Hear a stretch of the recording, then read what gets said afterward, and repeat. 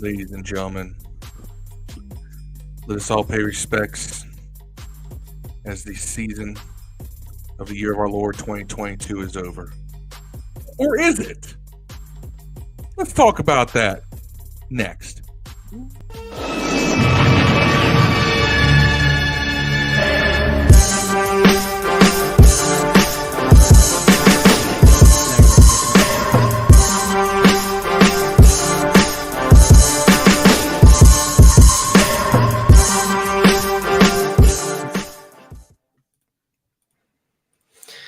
Good evening, ladies and gentlemen. That was your boy Phil on the intro. I'm Steve. Welcome to Command This. Dev's having some technical difficulties, but he will be joining us shortly. You know, we had a game on Thursday Night Football. We have we have one primetime game left. That was our Thursday Night Football game, and we won. We came out on top 12-7 in an ugly-ass victory, but nonetheless, we'll take the dub. A win is a win, regardless of how you do it. But this is episode 154 for us. Victory Monday. Style points don't count. Doesn't matter how you win. Just matters if you win or lose. Am I right? That's right, right? Doesn't matter if you look good, just as long as you win. We've won a lot of... Look, as much as we like to glorify the Joe Gibbs years, we won ugly a lot those years. But that's what good teams do. Good teams win ugly. Are we a good team? We'll find out. Be seen. Not so far, but yeah, we still got 11 games to go in the season. Very true. Hey, Yam, thanks for joining us. Appreciate you. Yeah, thank you for the compliment on the intro music. Hey, all of our music is done by Dev. We have an in-house producer. Dev makes beats. He produces. He makes music on the side as a side thing, a hobby he likes to do. So, anything we play music-wise on this show, it's because of Dev, and we appreciate what he does. And he's very talented in making beats, making songs, everything he does. So, big props to Dev. Yam said, especially ugly in 1987. It's true. It's true. We had quite a few ugly wins on the way to that Super Bowl. We had quite a few ugly wins on the way to our first Super Bowl too, in that strike shortened year. I think we had at least one game where we won on nothing but field goals. Yeah. Lo Miller? No, this is Mark Mosley. Mark Mosley. I'm sorry. Lo Miller was the second at 90. Third. He was 91. Yeah. We had a different kick. It's funny. Joe Gibbs, different quarterback with every Super Bowl win, and a different kicker as well. That's crazy. I would still give a piece of my human anatomy to have a kicker like Justin Tucker on this team. That dude is automatic. Does not miss. Man, does not miss. Is he Mr. Unlimited? Oh, okay, Russ. Mr. Unlimited. Mr. Unlimited. Oh, here comes Dan. You know what? I take back every...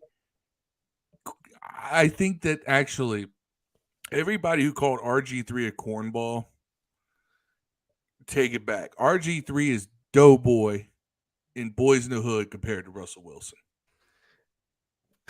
That's rough. I kind of want to play the reason why people think that I kind of want to play the reason what we're talking about here. Would it be bad if I played it? I think that's kind of funny. For it. It's public. It's for public consumption.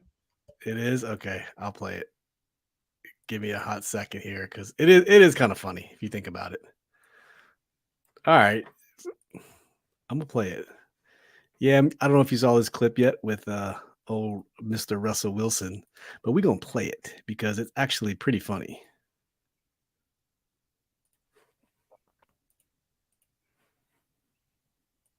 Russell here. Yes, the typical boring. Yes, Russell. Yeah. Robot Russell, the one you guys love to know. Real exciting. I'm real excited. But anyways, everybody has to have an alter ego, right? And I've been thinking about what my alter ego would be, and I think I have an alter ego. His name's Mr.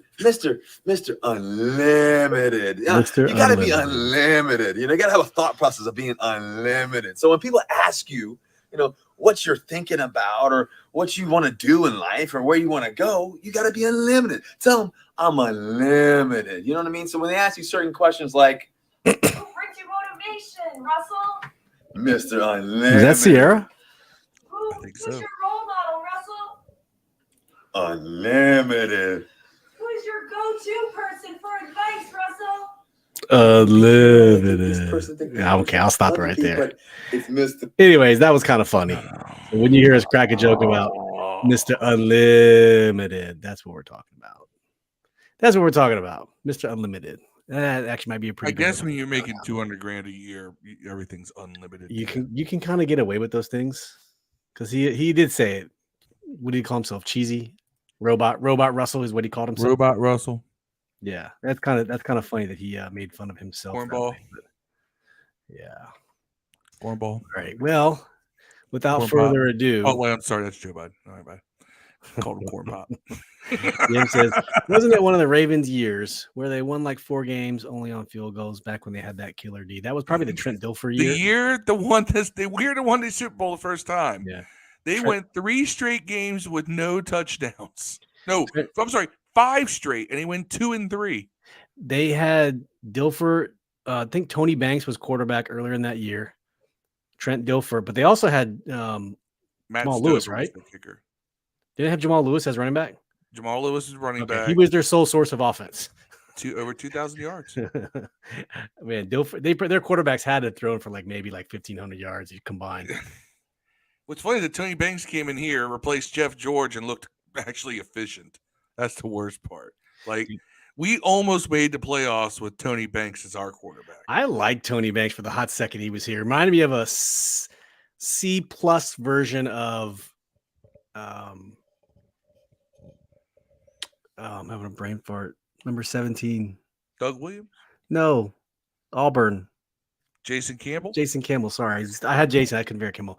He reminds me of a C plus version of Jason Campbell. Wasn't that good. Jason Campbell was much better, but I feel like the way their arms were, the way they whipped their arms when they threw the ball, they kind of had a very similar throwing motion. Yeah, except Banks actually moved his arm faster. I was a big Jason Campbell proponent, but his windup. Oh, terrible. Everybody talks about Carson Wentz having windup. No. I can't tell you how many strip sacks happened because Jason Campbell's arm had to go from here to down here to back up here to here, in this big long motion. The only one I saw that was worse was Tim Tebow. That windup was terrible. It wasn't as bad as Tebow's, but it was Tebow-esque. Marcus Edlin, what's going on, brother? If you haven't done so, get on that Facebook and go to Sports View 2. That's Marcus's sports group. Just freaking promoting everybody out there. Yeah, man. Love some Marcus. All right, so let's go ahead and do the recap here. So this past Thursday on Amazon Prime, we had this game. Final score, 12-7. Ugly football. Practically a pillow fight. Not a whole lot of entertainment. There were some bright spots, which we'll get to, but for the most part, not a high-scoring game. At one point, I think Tony Gonzalez at halftime said, these are 2 JV teams. You know what? No, scratch that. These are 2 freshman teams playing football. And at that point, it was like the lowest of the low. It was 0-0 forever. We went into halftime. Can I find it amazing because Amazon Prime's announcing team, outside of Herb Street, Michaels, but the people who do the halftime stuff, Tony Gonzalez, they are the freshman squad. Yeah, it was game Tony. Analysis. It was Richard Sherman. It was Fitzpatrick. That's right. Tony Gonzalez has been okay. Fitz confirmed things that I have been saying for goddamn 3 years now. Yeah. Scott Turner does not change his offense. Scotty doesn't know. Nobody. Scotty doesn't know. Yam says, a win is a win. A win is a win. At least I have to wake up at 2 a.m. for it this time. I was just at work and missed the entire fourth quarter. You know what? I think we were probably inches away from losing that game. Probably, I don't know, Phil, would you say 6 inches, if less? As I said on Twitter, we won that game by the width of a spliced pubic hair. I mean, Darnell Mooney, had he just gotten a few inches to the right, it would have been game over. But I digress. Let's go to a quick recap. Started off very slow. They had the ball. We had the ball. Justin Fields we had him under duress for quite a bit of the game. They got to him quite a bit. He was battered, bruised. Our defensive front four was just ruthless. And I don't know if it's just a bad Chicago front line or Justin Fields is just still trying to get a feel for the game. He just was not easy. He was very uneasy back there. And we took it to him. The pressure was on the whole time. It wasn't our prettiest game. I'll give you the quick recap of the stats. Carson Wentz, 12 for 22, 99 yards, 3 sacks, QBR rating of 22.3. Justin Fields, 14 of 27, 190, 1 touchdown, 1 interception, 5 sacks for a loss of 36 yards, and a QBR of 28.8. We did get B-Rob going, 17 rushes for 60 yards, and he got that 1 touchdown, and he ripped off the 16-yard run. Gibby only had 5 rushes for 35 yards with the 18-yard longest run of the day. McKissick didn't do much. Justin Fields led the Bears in rushing, 12 for 88, had a 39-yard scramble. And then Khalil Herbert, 7 for 75, a 64-yard run we gave up. And then Montgomery got the ball 15 times for 67, 13-yard long. So they ran for 238 yards on us and passed for another 190. Let's note that half of those yards they got, or almost half those yards they got, came on 2 plays. It did on a 64-yarder and then a 39-yarder. So they were Whereas we had 3 running backs who all went at least all had a long of at least 16 yards. Yeah. So there was, I think we had a little more parity and balance with the run with our running attack versus theirs in terms of keeping the ball in our hands. Yep. Carson Wentz's stats absolutely sucked. There's no doubt about that. But let's also keep in mind that Wentz, you can't question that dude's heart or toughness at this point. And I say it because, let's see, he's knocked out 2 linebackers in 2 weeks, including Roquan Smith, who we all wanted us to trade for. And he played that game, went into it with a strained bicep tendon, which in his throwing arm. And then he broke or fractured his ring finger on his throwing hand. Yep. And then we come to find out he was also got his ankle injured and they had to tape that up as well. And he just said, F it, I'm going out there. I'm going to try to win this game. Now, was it the right decision? I don't know. But I don't question anything about that guy. Because even with all those injuries, he threw that block after he had already fractured his finger. And I don't know if he was already hobbling around on a hurt ankle or what by that point, but still, we gotta give him credit for at least. By the way, I believe Carson Wentz probably has more pancake blocks than any of our offensive linemen combined. He had 2 weeks in a row, and they were nasty. I know, nasty pancake. You got credit, man. Yeah, you got credit. He's a dog. We had Dev here for a second, and we lost him. Technical difficulties await that man. Yams asked, when did African Bambaataa join the show? I was thinking Kool Mo D. Yeah, I didn't even get to see his face. He had the nerve to have them Star Trek shades on. Yeah. Marcus said, the only good thing about the halftime show is Clarissa Thompson and Justin Fields held onto the ball a lot, but our defense played well. They did play well. They sure did. And friend of the show pops up in the chat. Hey, Mr. Titan. Thank you. Congratulations on that W. Back in the hunt. Yes, sir. I mean, only a game back. It was one of those, you ever feel dirty? You ever have time you're like, man, I feel dirty. Like after that win, I'm like, okay, we won, but man, I feel unclean. I feel dirty. I'll take that win, but man. No, I don't. And that's maybe because of the fact that I sat at the bar. I got to this bar. It's in Harrisonburg, Virginia. It's a Philly joint. The guys there are from Philadelphia. Guys who own it. Best cheesesteaks you're going to get, by the way. See you, Yam. But best cheesesteaks you're going to have, I had like 4 or 5 Jenny cream ales. I had cheesesteaks. I had wings. I had fries. I had tots. I gorged myself. So I felt so good leaving that bar, getting a win. I don't care how, at a Philly bar, and I had to watch it on the secondary TV because the primary TV was showing the fucking Flyers. Oh, Philadelphia. It's hockey I will season. give. I'll Hockey's tell you what, back. though. Shout out to Urgies down in Harrisonburg. The food and the drink are so good and very affordable that I will fight my Philly bias and go there and give them my business. Okay, that's fair. But Dev. it made the game more tolerable for sure. I had a lot of beer. Yeah, that always helps. Sean Deveron, what's up, brother?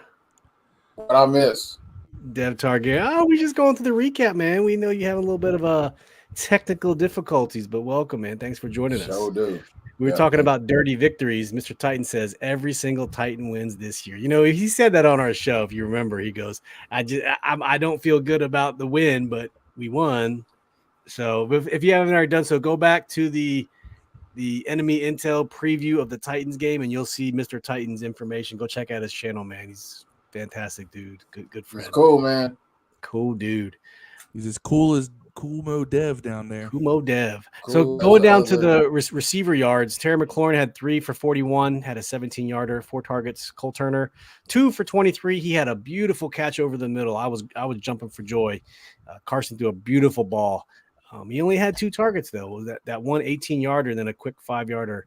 And Gibby had a 3 for 18. Other than that, it was just minimal 1-2s here. Dax Milne caught his first ball of the year for 1 for 5 yards. And on the other side, Pettis had 4 for 84. He had a 40-yard long catch and a touchdown.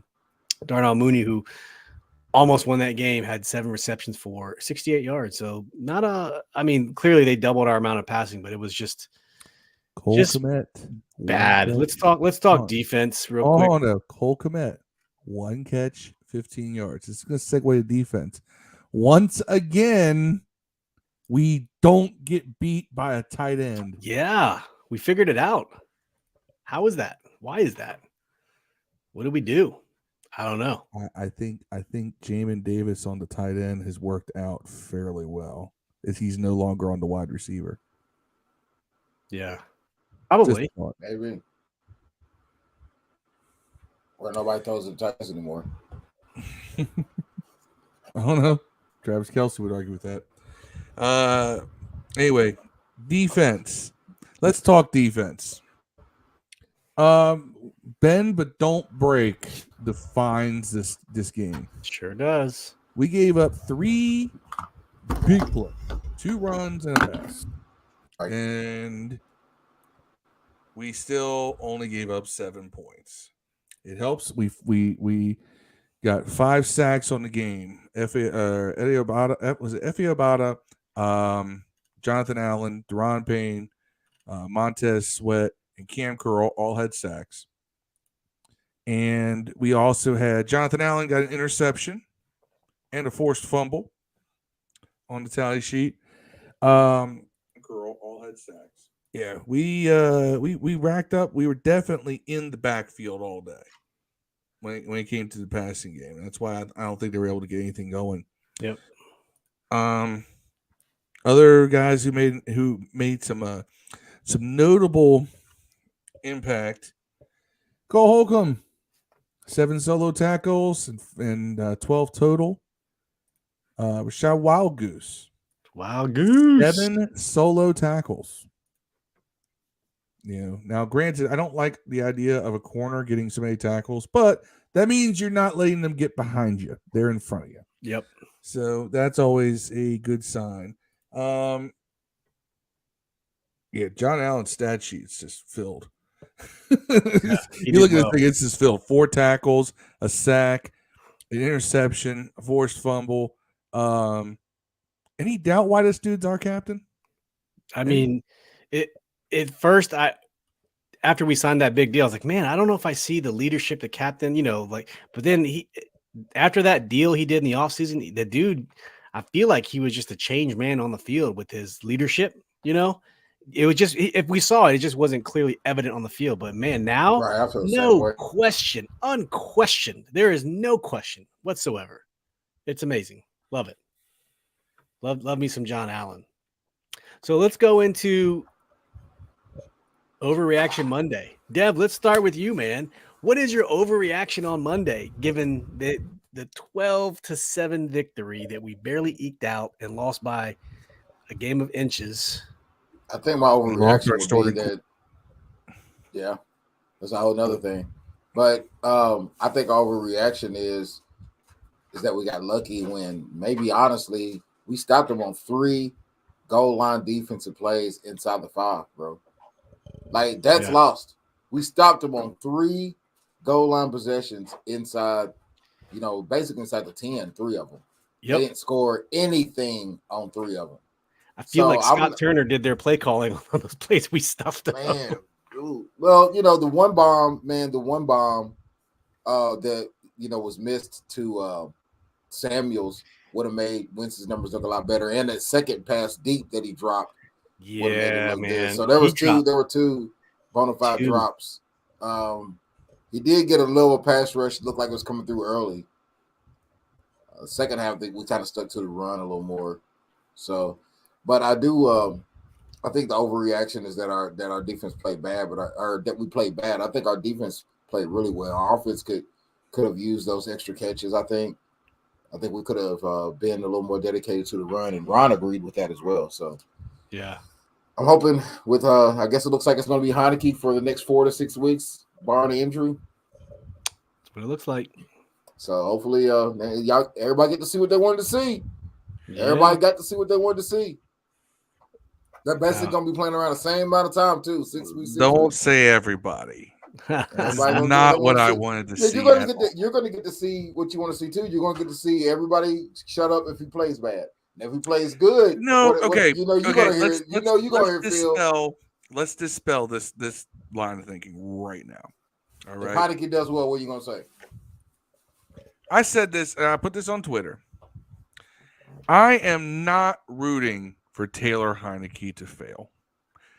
I have gone on every platform that I am on: Facebook, Twitter, YouTube, and I have just pre-spread and dropped deuce after deuce on Taylor Heineke, right? But that doesn't mean I want him to fail, because if he fails, if I'm right, the season's over, right? If everything I say it shows up in these games, the season's over, and we're going to lose badly and all over the place. I don't want that, because I'm a fan first. I want Taylor Heineke to prove me wrong. I really do. I want Taylor Heineke to play well. I want to win. And I have, and we'll get to this in a little bit, I have a roadmap for how you win with Taylor Heineke. We'll get to that later. My overreaction is, oh God, the season's over because the only guy who can push the ball downfield that's going to play is hurt for 4 to 6 weeks. That's my overreaction. But since then, I began to really reevaluate the situation. And yeah, I have the roadmap and the game plan to win with Taylor Heineke. Fair. Well, my overreaction is it's the same as your guys. The sky's falling. The sky's falling. Season's over. What are we going to do? Honestly. You really feel like that? Do you feel like it's all over? It's over? Dude, that's why it's an overreaction. No. Overreaction. All right, well, did you feel like that though? After the game? After this game. Yeah, that was Really? That was the worst victory I've ever one of the worst victories I've ever witnessed. I did not feel good after that game. Like okay, this does rank up there with the last game on Thursday was worse.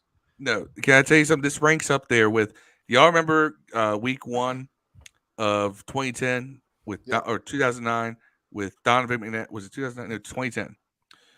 2011. Whichever year we had Donovan McNabb. 2010. Yeah. And we beat the Cowboys on a holding penalty. And we beat them 13-7. And I think Donovan McNabb was like 12 for 30 for 110 yards or something like that. That's this is up there with that. Like, Yeah. at least in this one, we stopped them on 4th down on the last play of the game. Whereas Dallas scored a touchdown on us and it got called back with no time left because of an offensive holding penalty. So that game I felt dirty.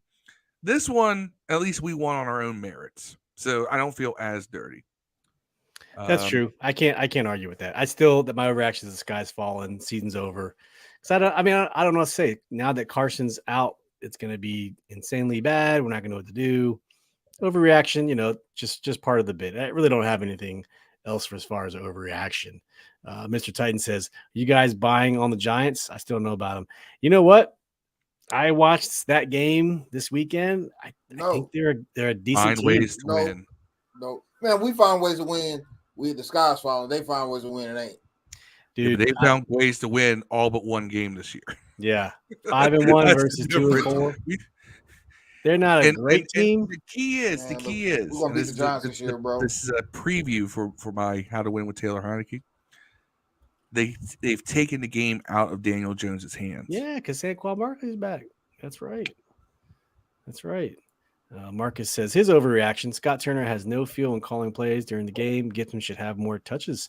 Yeah, Gibson is the best player on our team, Marcus. I feel like they're overcompensating for B-Rob coming back, and it's almost too much. Gibson is the best player on our offense, bro. I do like the idea of Robinson early and Gibson. Hold on. I do like the idea of Robinson early, Gibson later. You saw when they did that, and it worked well when Gibby came in, change of pace. Like he sparked life into the offense. I think he needs to get the ball more early. I think they need to put them both out there too. Like I don't think you should. And you could tell like there were spurts in the second half where they looked like the first game offense where they played against Jacksonville, and they were both in there running in motion, a little confusing. It looked good. It looked like you could clearly tell they were bringing 8 down in the box, and they were like froze for a second because they didn't know like which way they were running, if it's a jet sweep or what. Fact. That's excellent, dog. I don't know why he gets away from that. And this is what I tried to tell everybody on here earlier when we had a conversation about these running backs.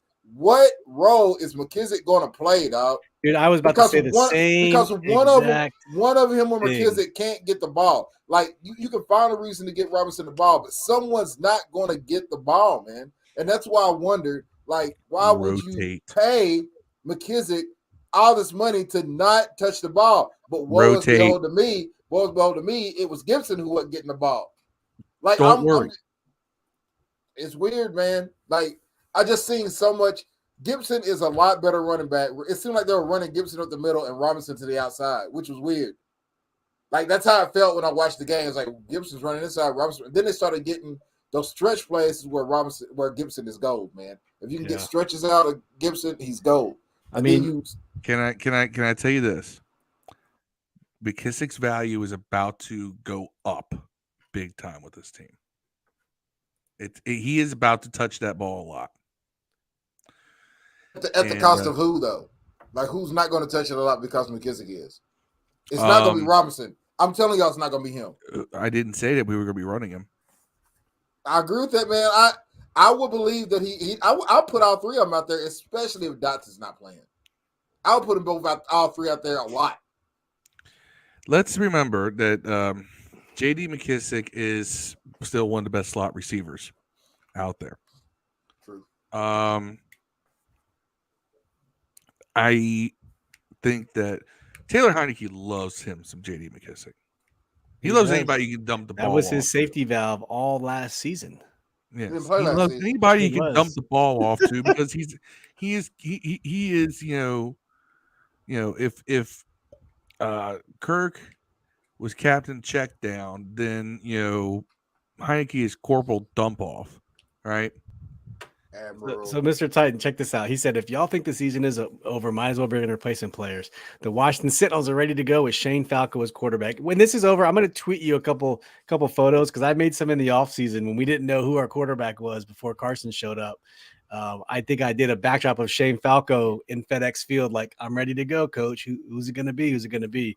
But that would get Phil very mad if you bring in all the replacement players because that is a form of tanking. Yes? Not if we bring in Sam Howell, but anyway. Okay. Fair enough. Fair enough. Well, let's go back. Let's go on to good, bad, ugly, and great. Phil, I'll start with you. Dig deep. Good, bad, ugly, great. Ugly What was can you get us? okay. I don't want to start with ugly. Let's start with the positive. Good, bad, ugly, great. Good was the second half commitment to the run game. We ended up finishing with 228 rushing yards, which was dwarfed by what Chicago did, but granted, almost half of Chicago's yards came on 2 plays. We ground out that game. And even though it didn't necessarily lead to points, it led to us not letting time of possession get away from us, giving our defense a breather when they needed it. And it showed us that, hey, we might have something here with Robinson and Gibson. So that was good. Bad was getting gashed on 3 big plays. Yeah. Of course, Kendall Fuller got burned for a touchdown again. The 2 run plays that we gave up, the one to Fields and the one to Herbert. I always want to call him Pervert for some reason. Those are bad. Ugly was everything involved with our passing game. And I'm not even putting it all on Wentz because I went back and watched this game on replay. I recorded it here at home, and I went back and watched it. There's a lot of pass patterns where these receivers aren't even in a point to turn around and look for the ball because there's no change to the passing offense to help the protection. Yep. It's all long developing pass plays. You see it. Now everybody says, oh, this receiver's open. That receiver's open. That receiver's not looking for the ball. They're still running their pattern. A lot of long developing pass plays. You can't do that with a bad passing. And that was just ugly. And, Wentz is hurt. His arms hurt. His hands hurt. His foot's hurt. And you're doing nothing to help the guy. So Wentz being hurt doesn't help. And he missed a couple. Samuel dropping passes doesn't help. That was all ugly. Great. The defense, led by Captain John Allen, coming up big when necessary. They held the Bears to 7 points. They stopped the Bears 4 times inside the 20 and held them to no points. You get nothing. You lose. That's because our defense, I've been saying this, if they go to a more of a bend but don't break mentality, I think this works better for them. We'll let you run around in between the 20s all you want. But we put the pressure on. We got that. We got that interception when they were backed up. We've got a safety this year because we had a team backed up. When a team is in the shadow of their own goalposts, we seem to do pretty well getting the pressure on. When a team is approaching ours, we get the pressure on. I think we're one great. I think we're one really, really, really good defensive back away from what? From having a really good defense. Like granted, if Young plays, you don't think so? If we had a really good, I'm talking about a really good corner. Like, I mean, if you'd have asked me that the first 3 weeks of the season, I'd say no. But now, and I think that if Jackson ends up being here, I think he will be an asset if you were to get a better corner than him to kind of put him in the third category, or kind of put him off of the first guy, and Fuller also, or maybe you move Fuller to free safety. He play a lot more man. I don't know what you would do in this situation, but where the fuck is Butler at, man? Hurt. Harvard? You mean Percy? I don't know, bro. He's hurt. He's injured. He's injured. Yeah. Jason Donaway says the good red zone defense. Welcome to the show from Facebook. Ben Harlow also says facts. Welcome. Thanks for watching, Ben. We appreciate you. Marcus says good. Our defense was aggressive. Bad and ugly. Scott Turner play creativity. Ever since the Jacksonville game, his play calling is suspect. Some bullshit. That's right. Dev, let's go to you. Man, I would say, was it the good? I would say our goal line defense, obviously. Gonna have a real hard issue next year paying Payne, man. Like Payne's got to be here, man. Sweat is starting to at the expense of what? Sweat Yeah, is starting to show. This is what I think is going to happen, and no one wants to hear it, but I think they're going to restructure Wentz, especially if he doesn't play for a long stretch. I think they'll restructure him and then let him get an extra year on that contract in order to sign some people in the free agency and hopefully shore up our line. That's what I think. That's where they want to go with it. But in order to do that, I think you'd have to see Wentz play out really strong at the end of the year to come to that decision. Like, and it's going to be up to Heineke for that to happen. Heineke's going to have to play well enough so Washington is still in it for a possible Wentz return.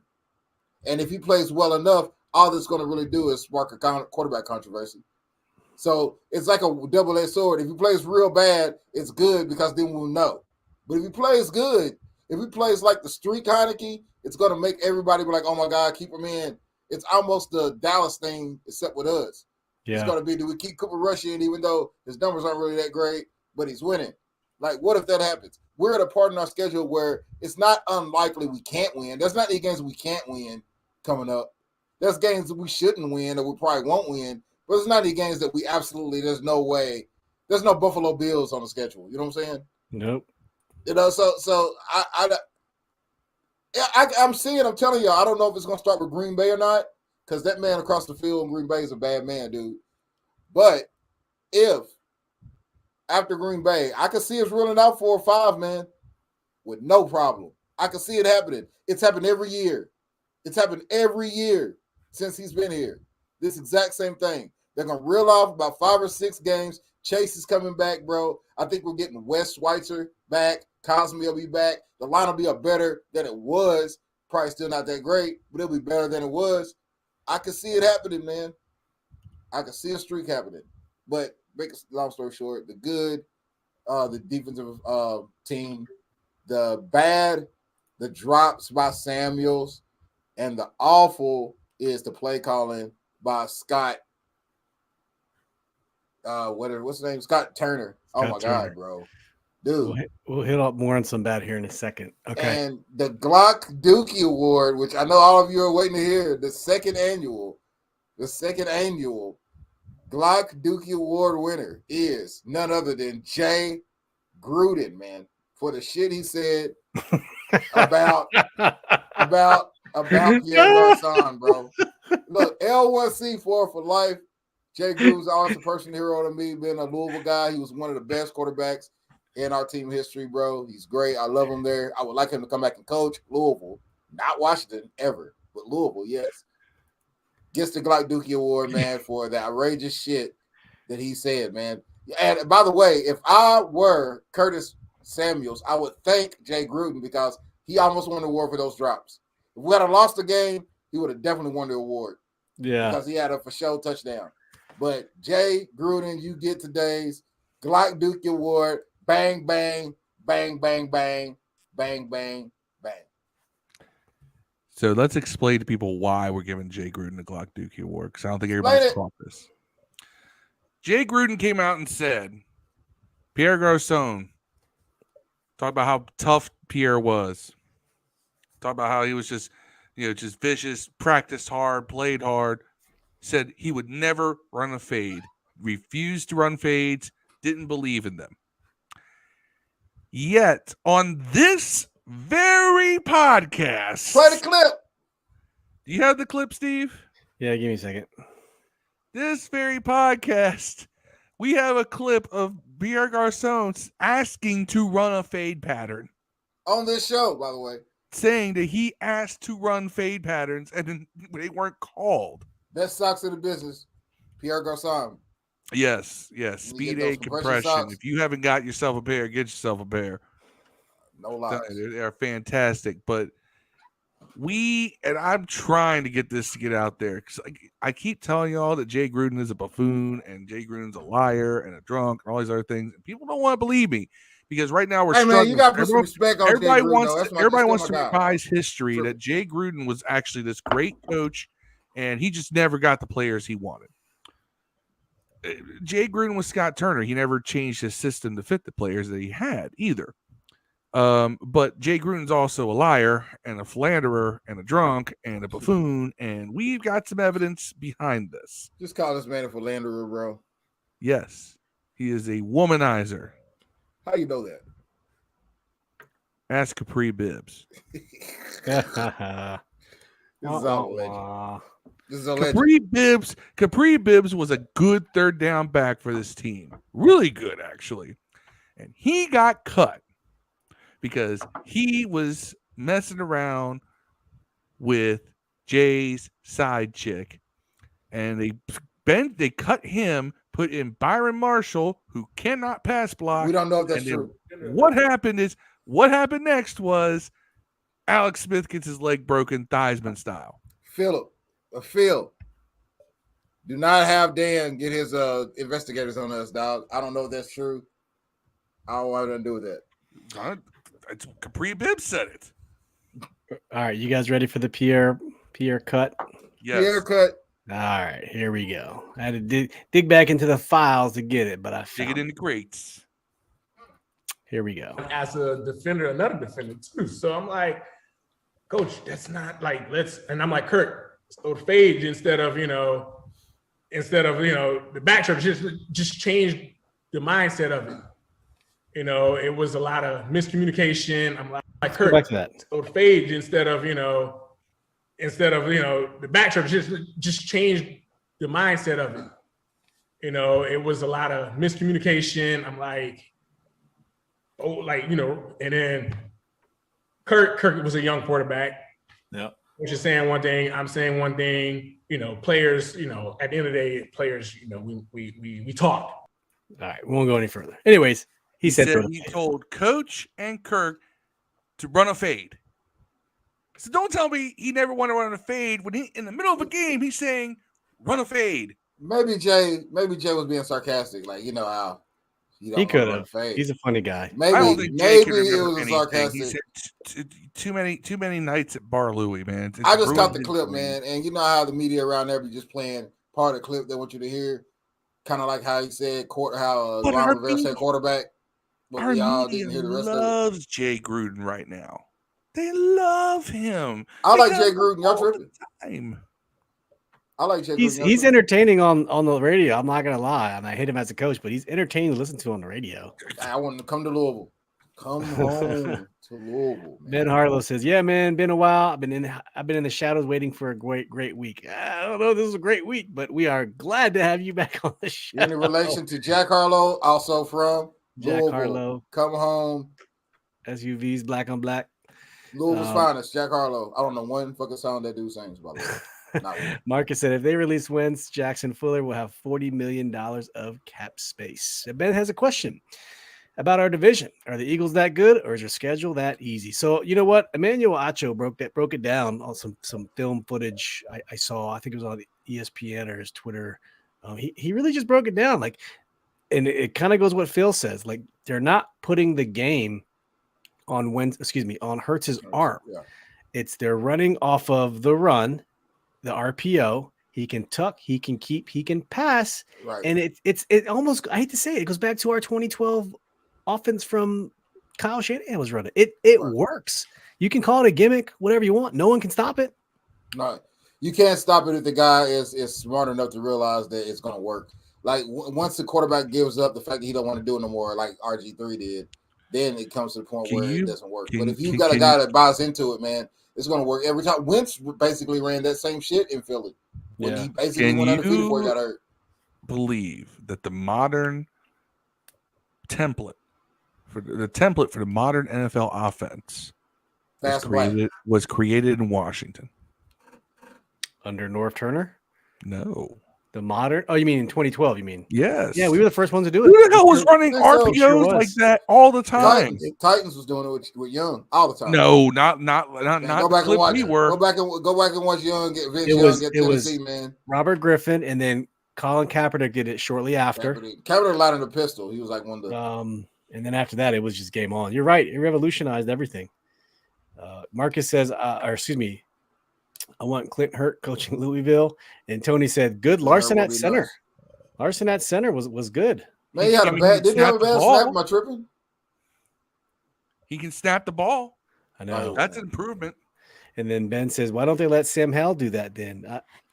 I mean, honestly, I just think that's this point. They think Ty Taylor gives them best chance to win. I think when Taylor we play knows Hal, the when you're offense. mathematically eliminated, man, I wouldn't.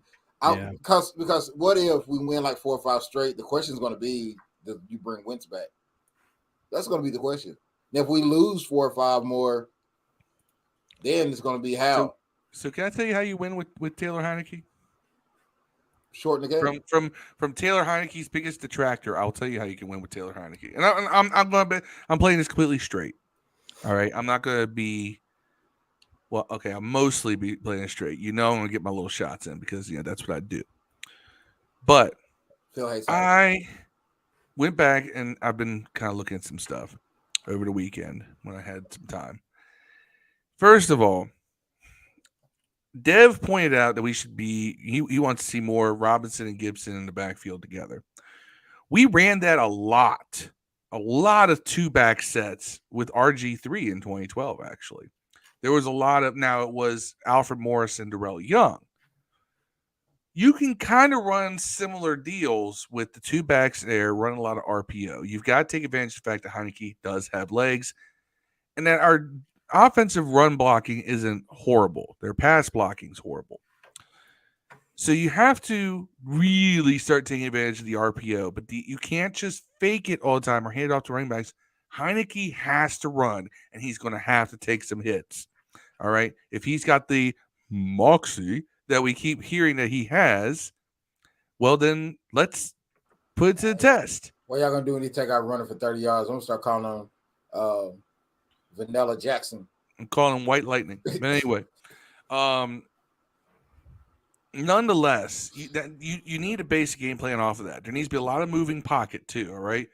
So the game plan that they ran a lot with RG3 was very horizontal at first, and then they turned it vertical.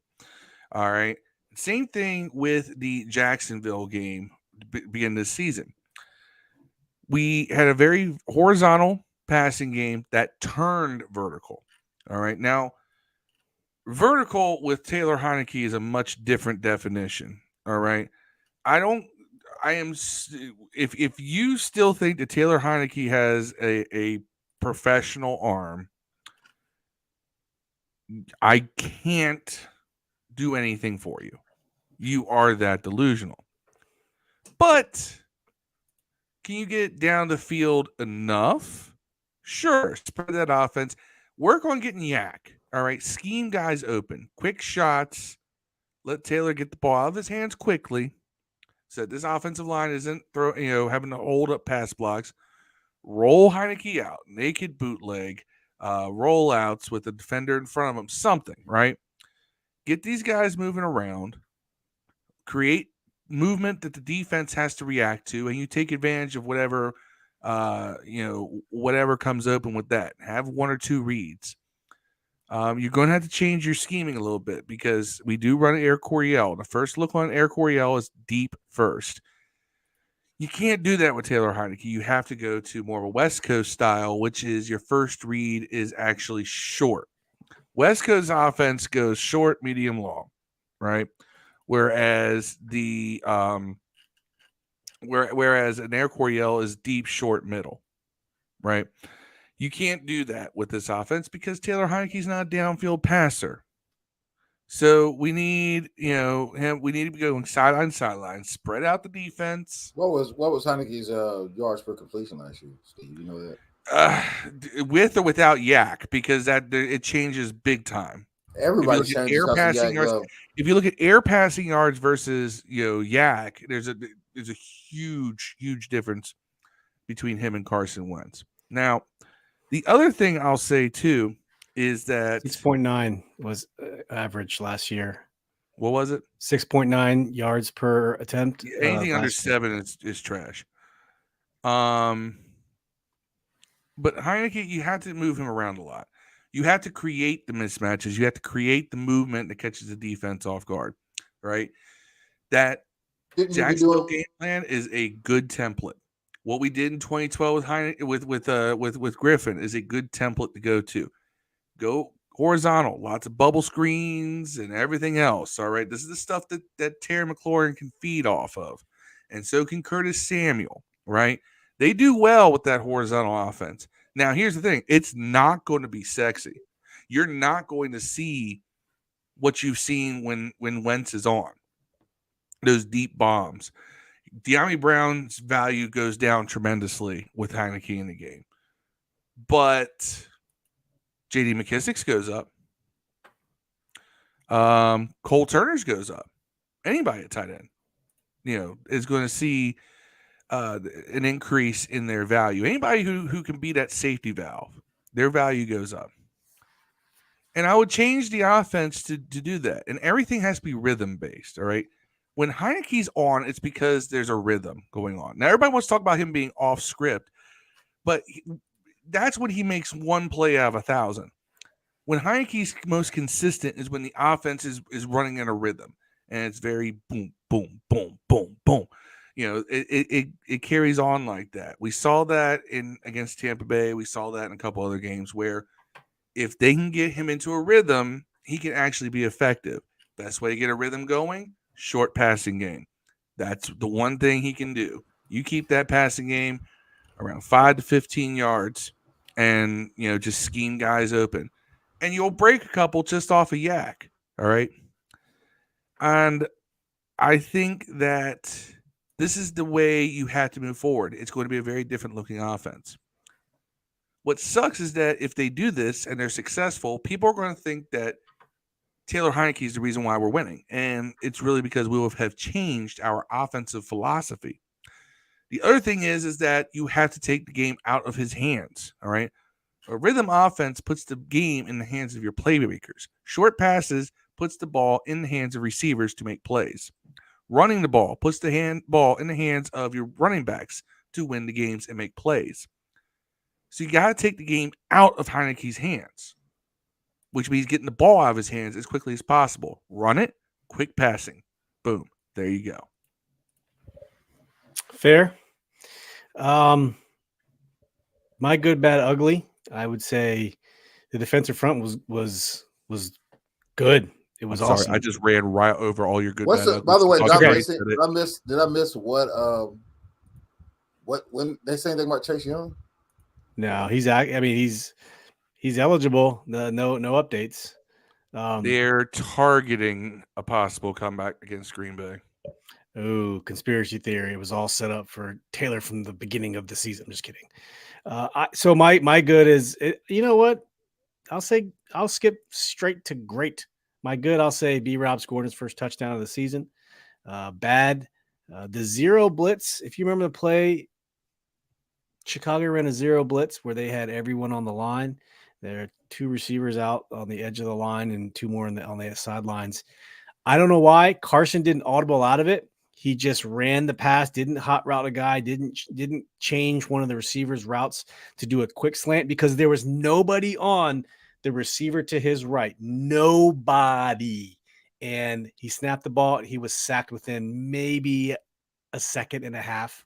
Didn't even have time to throw it. Had he audible that receiver's route, he could have just lobbed it over the middle. Just said hut and just tossed it. That was bad. Like, I don't know if that's a Carson thing or that's a Scott Turner thing, not building that into his offense. I'd say the latter. No audibles in the Scott Turner offense. Yep. Ugly. And I'm going to say play calling. I think Marcus said it earlier, just the flow of the game. It was literally run, pass, run, pass, run, pass. It's just no creativity. And the defensive front line. And I got a quick next-gen stats to show you guys. Check this out. Washington pressure leaders, Montez Sweat, this is according to next-gen stats, tied for 4th in the NFL. Jonathan Allen tied for 2nd among interior defensive linemen, and Deron Payne tied for 5th interior defensive linemen. This is pressure rate. And then look at the bottom. This team can pressure the other quarterback without blitzing. I think that's good when you look at personnel lineups. It means you can just rush forward. You don't have to blitz and you can drop your linebackers back into coverage.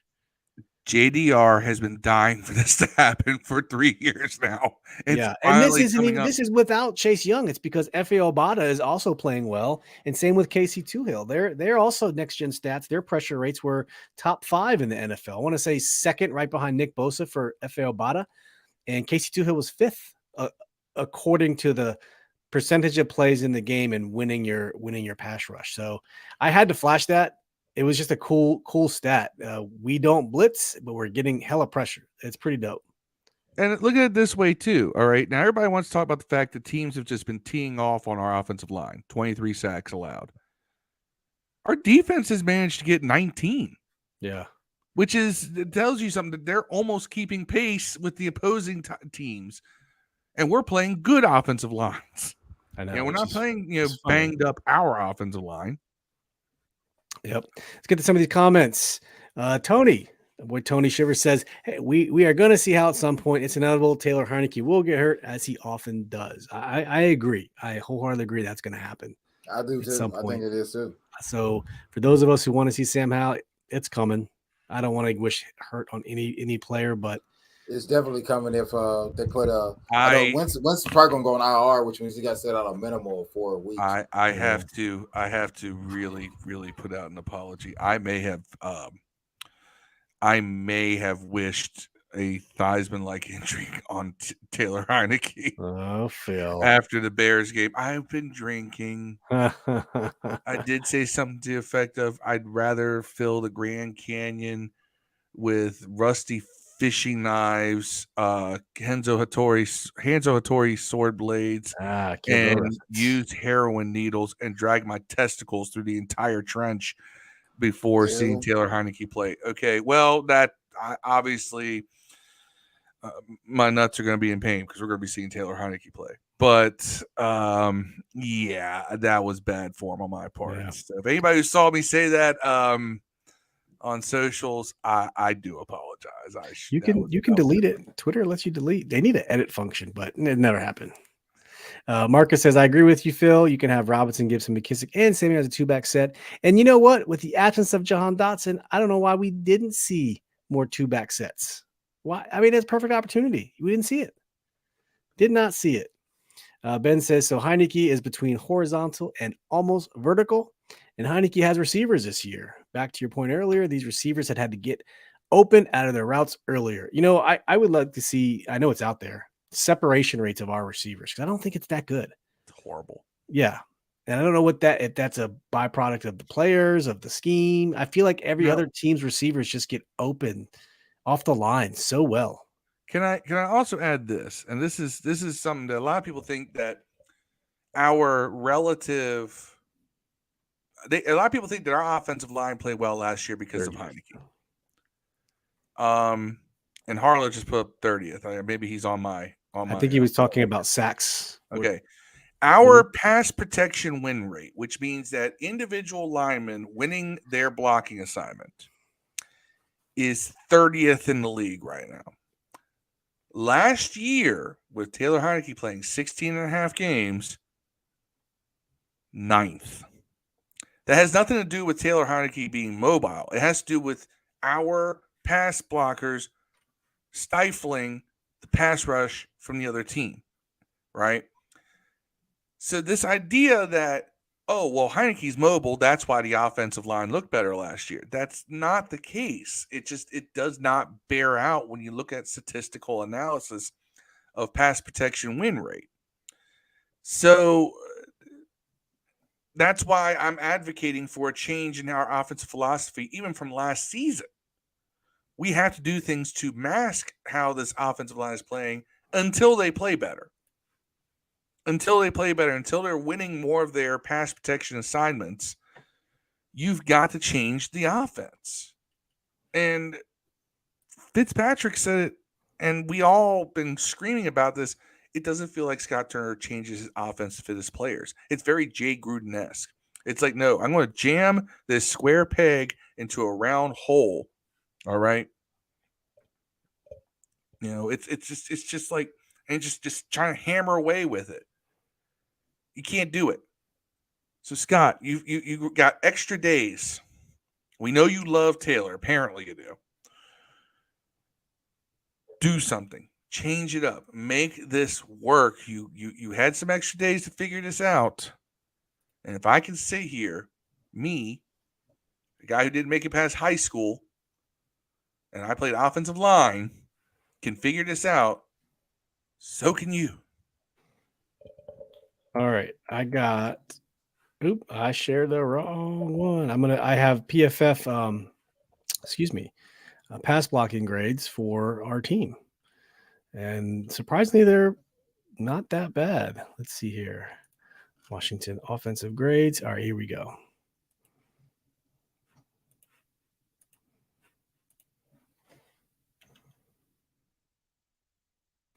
So the position rank. So Sam Cosmi is ranked 8th of 76th in his position overall. I'm focusing on pass blocking, but you can see Charles Leno's ranked 10th out of 76. Cornelius Lucas, 25th out of 76. Chase Rourier, 26 out of 36. Nick Martin, 34th, 36. Yeah, he's bad. Norwell, 44th out of 75. Guards, I'm surprised that's not lower. Trey Turner, 58th out of 75. Carson Wentz has a better pass blocking rate than Andrew Norwell. And Let's Trey just Turner. sort by pass blocking rate. So according to PFF, which is not the end all be all, let's just throw it out there. We might want to move Carson Wentz to guard. Hell, Dude, I was making that joke earlier. Keep him as a backup lineman. Charles Leno, 85.2 pass blocking grade, followed by Wes Martin with a 70. And Sam Cosmi was 67.2. Cornelius Lucas, Trey Turner. It's after Cornelius Lucas starts to get bad. So Cornelius Lucas, Sam Cosmi, Wes Martin, and Charles Leno all have pretty good. Wes pass Martin blocking has grades. one snap. I know. Sucks. One snap. You can delete that. That's a misnomer. You don't have a snap minimum, but yeah, I just thought I'd show that real quick. So let's get on to the final segment of Game Balls. Dev, let's start with you, man. What do you got for game balls? Man, Montez Sweat. I know you guys are wanting the other two guys are gonna be on the defensive line probably too, but I'm gonna go with Montez Sweat, man. He was relentless early havoc. on, man. He was havoc. Set the tone early. So that's my guy. Game ball. On the defense, on offense, I'm gonna go with Black Superman Robinson. Got in the end zone. First touchdown since being in the NFL. And a great comeback story. So he gets my comeback. He gets my offensive game ball, and defensive game ball goes to Montez Sweat. All right, Phil. Defensive game ball is going to go to John Allen. I mean, as I said earlier, he just filled up the stat sheet. He has a sack, a forced fumble, interception, 4 tackles, all solo. He is the man for sure. Offensive game ball. Oof. I'm going to go Antonio Gibson. Only touched the ball 8 times, 5 runs, and 3 receptions. And he had 5 runs for 35 yards, 3 catches for 18 yards. But some of them came in some very critical points to keep drives moving. So I think that 8 touches for 53 yards is pretty efficient use of the limited amount of touches, and I'd like to see more. Okay. I'm going to go defense. I'm going to give mine to F.A.O. Bada. Dude's looking better and better each game, man. I feel like I don't know how you can get him on the field, but get that man on the field. He's a monster. Still raw, rough around the edges, but man, love to see him play. And on offense, I'm going to be petty because this is my game ball. I'm going to give it to Cole Turner for getting his first NFL catch in his young NFL career. It was great to see you out there and finally getting the ball. And so, yeah, hats off to you, Cole Turner, for your first NFL catch, man. Marcus says, offensive game ball, Tyler Larson, defensive, BSJ, Benjamin St. Just.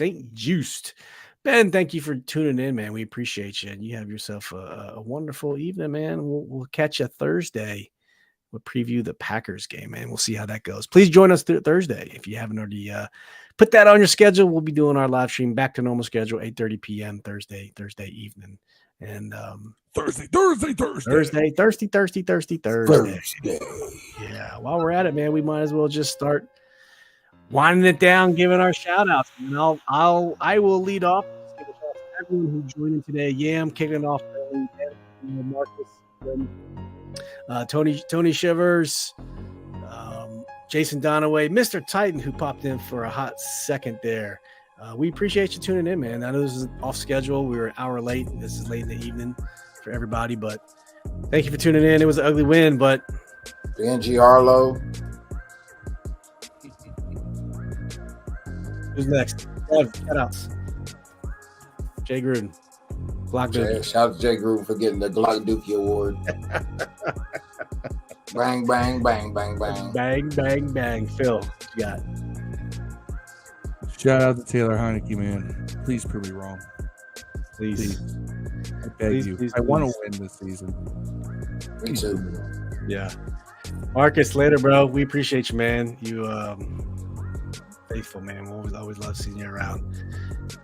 Glock Dookie Award. So last week went to Andrew Norwell. This week, Jay Gruden didn't even have to play a game to get a Glock Dookie Award. Another play a game. That's how But shitty that if comment we had to was. choose someone who actually played, I don't know who would get it. I would say you could give it to Justin Fields for missing that wide open touchdown. Wow, yeah, I thought about that. I was like, man, Chris Justin Fields. Samuel. Chris Samuel. Curtis would yes. probably get it. Curtis Samuel is a nominee. Joey Sly. Yeah. Well, Curtis had 2 back-to-back drops. Right. Terrible drops. What was a touchdown? Another one would be Kendall Fuller. Ugh. See, that touchdown pass, see, I felt like they just caught us because I think they were trying to sub. What happened, from what I understand is the Bears had sub, and it gives us permission to sub, but they didn't. They hiked the ball. So I think that our guy was trying to run backwards real fast, and he got caught. I think that's what happened. I think we're allowed, a couple seconds after they sub to sub. And they had a sub come in late and didn't let us sub. They ran it like it was a no huddle. It was something that happened like that because I saw it happen. Like everybody was kind of flat-footed, and he just took the fuck off. So I wonder if that was the touchdown we saw on Fuller. Yeah, but we've seen that happen way too much this season. He was nowhere really near him though. He was way behind him when it started. He didn't run by him or anything like that. He was just gone, man. I just wonder. Ron said something about it that they kind of didn't. It was like a messed up substitution system or something that happened where the rest shouldn't allow that to happen. But I guess. Yeah. That's kind of the thing that Aaron Rodgers gets you with a lot when you watch Green Bay play. Subs guys in really, really late, so you don't see it till late and you run in. That's supposed to give you more time, but most of the time they don't catch that, so you end up with a penalty or free play. I felt like that's what happened. You know what? You just brought up a name. Shout out to Ron Rivera. What? I love him getting fiery as fuck with our press. I love it. He credited the players. Said players, they come in, they work their ass off. Said they don't deserve criticism. Namely, Carson doesn't deserve these stories that end up getting, shot down. About, Dan wanted Carson, not Ron. Ron's like, bullshit. That was my call. Yeah. I love it. I love it because finally somebody is letting this local media know that they're full of shit. They often are.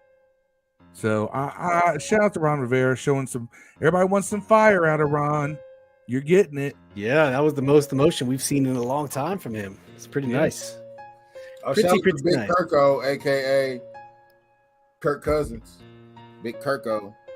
Why? What did Kirko Bangs do now? I'm going to show you this, man. Did he cook a steak without tinfoil on his grill? I sent it to you. Show that. I'll have to look at it. All right. Well, hey, we'll see y'all Thursday. We'll have our boy Shy Guns. We had him on last year. We'll have him on this year to help us bring in the Packers, which is a winnable game, which is a definitely winnable game. So we appreciate you guys. As always, peace. Peace. Hail gang. We out.